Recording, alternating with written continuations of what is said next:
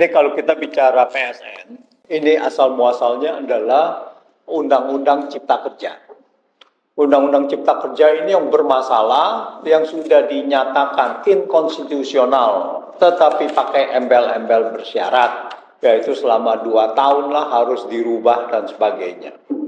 Nah, di dalam Undang-Undang Cipta Kerja yang sudah inkonstitusional tersebut, kemudian bukannya diperbaiki, berikut isinya diperbaiki, tetapi bahkan lebih hebat lagi pelanggarannya atau cara proses pembuatan Undang-Undang Cipta Kerja ini, lalu diterbitkanlah Perpu, ya, peraturan pemerintah pengganti undang-undang tentang Cipta Kerja, menggantikan yang lama, tapi isinya semuanya sama. Proses Perpu ini justru lebih tidak kalah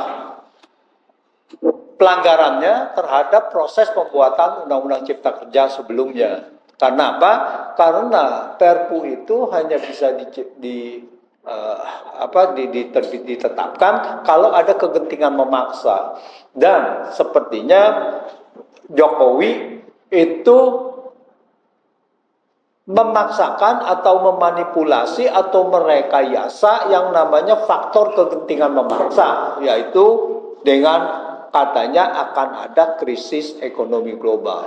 Nah, ini yang menjadi masalah, bahwa Perpu ini seharusnya tidak sah. Itu pertama, itu secara proses.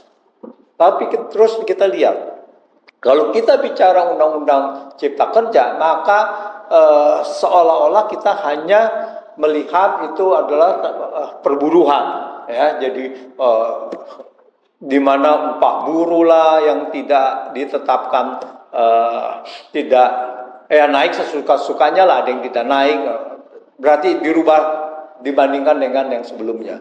Tetapi ada satu mengenai terselip proyek strategis nasional. Ini diselipkan, dan di sini kita lihat proses pembuatan atau isi Undang-Undang Cipta Kerja ini terselubung niat jahat untuk menetapkan proyek strategis nasional itu. Yaitu, dia bilangnya adalah, pertama, proyek strategis nasional. Apa yang dimaksud dengan strategis? Apa yang dimaksud dengan nasional? Itu tidak ada kriteria sama sekali. Cuma diungkapkan proyek strategis nasional adalah proyek yang bersifat strategis. Nah, itu kan bukan kriteria. Siapa yang menetapkan proyek strategis ini? Justru adalah apa yang namanya strategis, apa yang namanya nasional. Misalnya kalau dulu kita ada 8 BUMN strategis, ya, salah satunya adalah Krakatau Steel. Nah, ini adalah strategis untuk pembangunan gitu. Jadi apa, sektor apa yang strategis? Karena tidak ada kriteria dan tidak dijelaskan di dalam undang-undang. Lalu dia bilang, undang-undang mengatakan ini pelaksanaannya adalah di peraturan pemerintah. Di dalam peraturan pemerintah juga tidak terlalu dijabarkan, lalu kemudian ditetapkan dengan peraturan presiden. Misalnya sampai ke situ. Jadi kalau kita lihat penetapan dari strategis nasional ini, itu suka-suka Jokowi, ya, suka-suka presiden. Oleh karena itu kita lihat sejak 2016 itu ada lebih dari sekitar 200 proyek strategis nasional. Dengan proyek sebanyak itu, apakah namanya ada strategis lagi? Sudah tidak lagi ada lagi. Strategis itu kan 1, 2, 3 atau dapat dihitung dengan tangan lah. Kalau dulu kita ada 8 strategis gitu, bidang strategis. Jadi dengan adanya 200 ini, jadi ini adalah terlihat sewenang-wenang, seenaknya saja. Mereka tinggal klaim ini adalah strategis. Contohnya adalah yang sudah dinyatakan strategis, tapi intinya adalah untuk mengusir rakyat. Yaitu sebelum Rempang ada namanya Wadas. Dengan alasan ada bendungan di Jawa Tengah, batunya mau diambil dari sana, orang di sana diusir. Ya, diusir, dijadikan proyek strategis nasional. Jadi kita lihat proyek strategis nasional ini adalah wacana atau alat untuk mengusir rakyat untuk menguasai lahan orang-orang yang ada di sana. Seperti setelah itu terjadi di Rempang. Bahkan hutan buru pun itu akan dijadikan proyek strategis nasional. Ini, nah jadi ini terselubung niat jahatnya. Tidak ada kajian dulu di pura-pura sebagai formalitas mereka membuat FS gitu. Nah ini yang kedua adalah bahwa di dalam pasal ada beberapa pasal. Ini sebetulnya proyek strategis nasional ini bukan sesuatu proyek yang ditetapkan, tetapi begini, misalkan lahan pertanian, disebutnya di pertanian itu lahan pertanian tidak boleh dialihkan fungsi kecuali untuk misalnya kepentingan umum dan proyek strategis nasional. Kepentingan umum dan proyek strategis nasional. Tapi tidak dicatat itu apa kepentingan umum. Lalu pasal ayat selanjutnya mengatakan untuk kepentingan umum wajib dilakukan kajian strategis. Tetapi kata-kata proyek strategis nasionalnya dihilangkan. Nah inilah niat jahatnya gitu kan, bahwa proyek strategis nasional tidak perlu kajian strategis. Nah, tetapi ini kita bisa bantah bahwa proyek strategis nasional adalah harusnya demi kepentingan negara, kan gitu. Kepentingan nasional adalah kepentingan negara. Kalau itu kepentingan negara, maka masuk kriteria kepentingan umum. Oleh karena itu harus ada kajian strategis. Itu. Nah, ini tidak ada kajian strategis, ini seenaknya aja.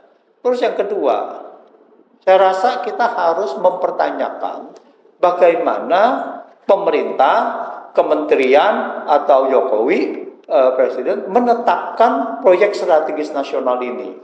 Atas dasar apa? Karena berdasarkan peraturan, maka badan usaha yang seharusnya tidak boleh, karena di dalam undang-undangnya harusnya adalah pemerintah pusat, pemerintah daerah, dan itu yang menunjuk proyek yang memiliki proyek strategis nasional. Seharusnya tidak ada badan usaha.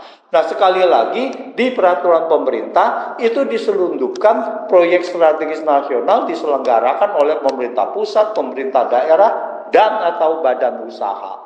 Yang sebetulnya di dalam undang-undang tidak ada badan usahanya. Nah, dari situ kita lihat proses kalau seandainya badan usaha itu proses ditunjuknya proyek strategis nasional bagaimana?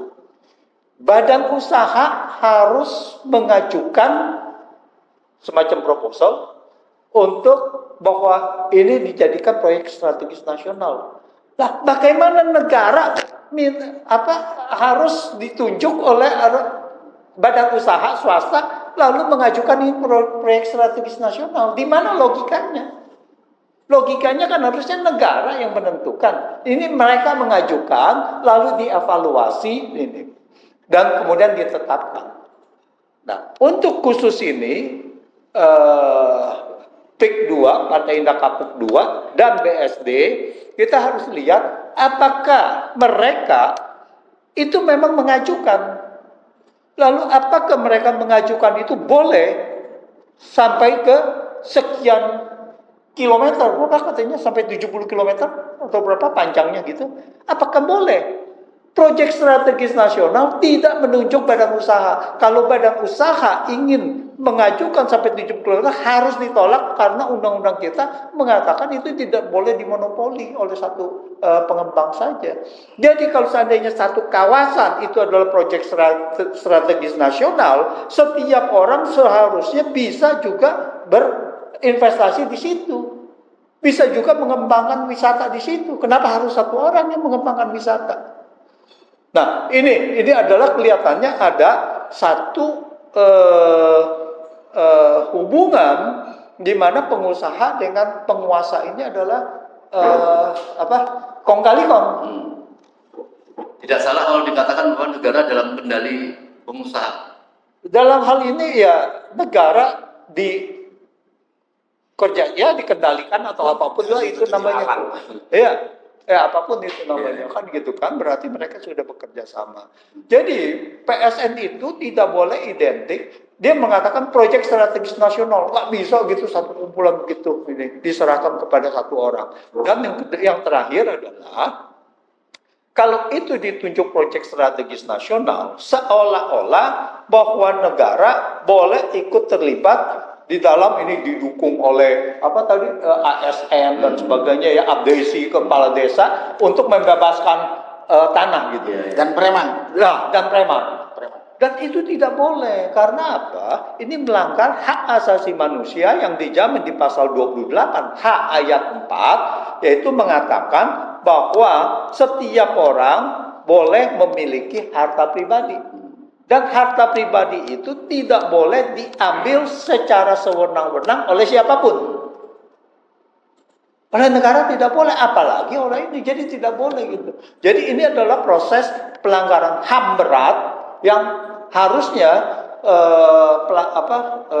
mereka yang tinggal di sana, penduduk sana itu bisa melaporkan kepada HAM berat. Kalau seandainya HAM di sini tidak bisa, ya laporkanlah ke HAM internasional, coba-coba, kan gitu. Tentang penguasaan lahan segala itu ya. Tentang pengusiran ini. Pengusiran. Iya, karena kita ini sudah ratifikasi mengenai HAM internasional juga gitu.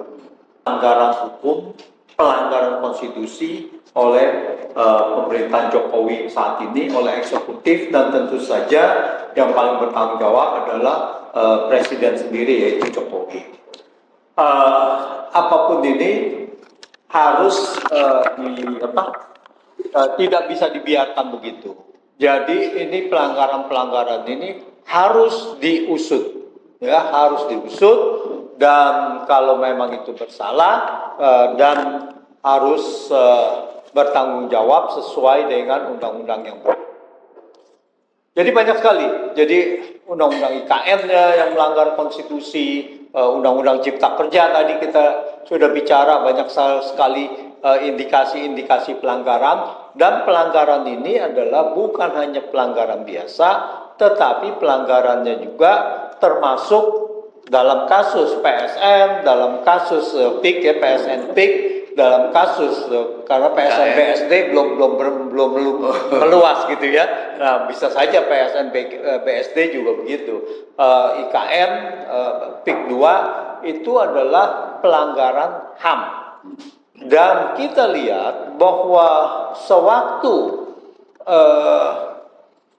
Rempang meluas, ya, kasus Rempang meluas, itu ada mantan komisi HAM itu mengatakan bahwa ini adalah pelanggaran HAM, jelas gitu. Jadi pengusiran ini adalah pelanggaran HAM. Dan jadi saya atas dasar itu, waktu saya podcast bersama atau webinar bersama, atas dasar itu kalau mengambil apa yang dikatakan oleh mantan komisioner HAM itu, ya jelas ini adalah PIK 2 juga melanggar HAM. Jadi melanggar konstitusi dan melanggar HAM, konstitusinya ada banyak, dan melanggar HAM juga, dan juga berpotensi merugikan perekonomian negara, merugikan masyarakat umum, dan ini merugikan perekonomian negara. Jadi banyak sekali pelanggaran-pelanggaran yang merugikan masyarakat, dan ini harus tentunya yang ahli, benar-benar ahli hukum itu harus bisa menjabarkan. Tetapi yang jelas adalah ada merugikan konstitusi, melanggar konstitusi, dan melanggar undang-undang, dan bahkan perpresnya pun itu kita harus pertanyakan apakah ini banyak indikasi-indikasi pelanggaran hukum. Apakah presiden yang baru ini akan meneruskan?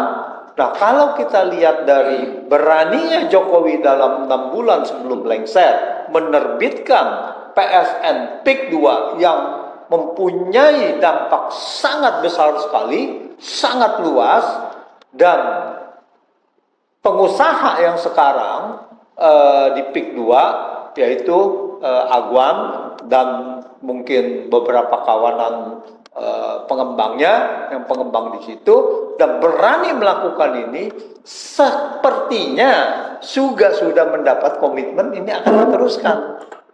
Ya, nah ini yang perlu dihitungkan. Jadi kita mengimbau kepada penguasa yang akan datang bahwa kalau ini melanggar, setidak-tidaknya mereka harus bisa koreksi. Janganlah meneruskan yang apa yang Pak Narko katakan, kebiadaban ini. Jadilah yang lebih baik. Nah, tadi sudah diimbau, itu bagus sekali, bahwa amanatkanlah Pancasila sebaik-baiknya gitu. Itu demi bangsa Indonesia. Nah, yang saya khawatirkan adalah mau di kasus manapun, Wadas, Rempang dan sebagainya, ini pengusaha. Ini kan pengusaha yang menindas ini kan pengusaha keturunan Tionghoa. Jangan main-main, jangan sampai kalau seandainya ini berkembang menjadi suatu kerusuhan sosial seperti 98 dan kita tidak tahu apakah itu pasti tidak terjadi, ya, bisa terjadi bisa tidak gitu kan, apalagi ekonomi sekarang lagi turun dan semuanya rakyat merasa tertindas. Jangan sampai kasus tahun 98 ini adalah terulang. Ini adalah kasus yang harus kita jaga. Dan penindasan di beberapa tempat ini sangat menyakitkan sekali gitu bagi masyarakat gitu. Nah, keadilan di sini gitu. Jadi ini harus dijaga bahwa masyarakat keturunan Tionghoa yang tidak tahu apa-apa nanti jangan menjadi sasaran kemarahan dari rakyat. Dan tidak bisa ini kan dianggapnya rakyat merasa bahwa ini adalah generalisasi. Nah, itulah rakyat gitu kan. Nah, ini yang harus diinikan, yang harus kita jaga. Jadi kita mengimbau jangan sampai Anda ini yang mempunyai uang berbuat semena-mena lalu sentimen ini nanti menjadi korban kepada yang lainnya.